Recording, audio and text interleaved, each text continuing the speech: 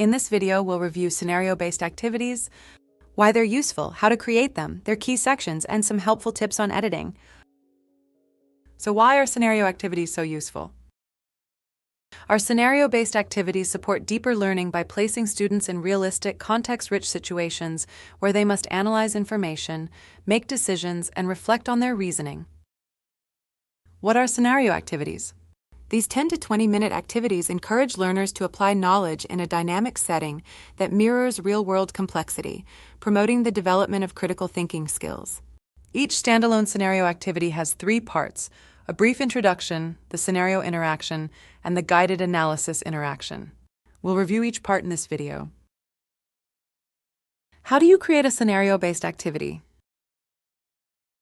First, click New in your Studio library, then Scenario, then Next.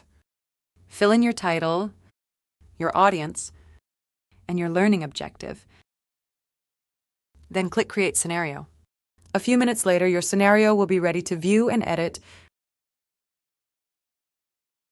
Now we'll review the scenario sections and some editing tips.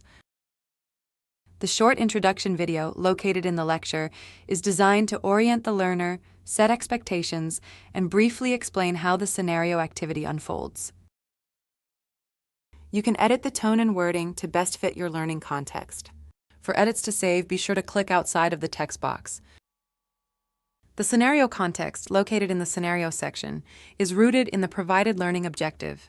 It sets up the real-world situation and gives the learner the information they need to start making decisions. It establishes the who, what, where, when, and why.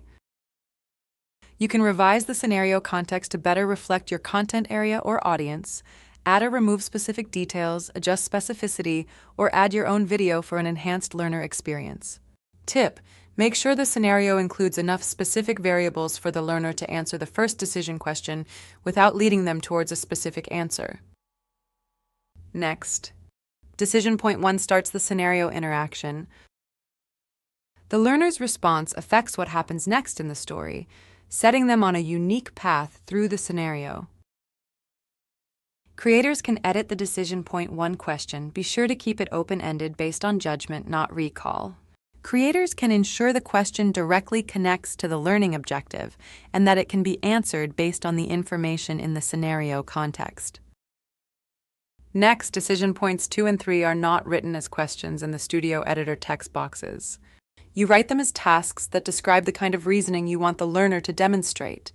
If you edit them, make sure you keep each clear and aligned with the learning objective. Tip: keep them short, 1 sentence. Because each scenario is unique, the exact question the learner is presented with in their chat interaction will differ. The AI transforms the decision points into dynamic questions that build on the learner's previous responses and decisions, allowing the scenario to feel personalized and reactive.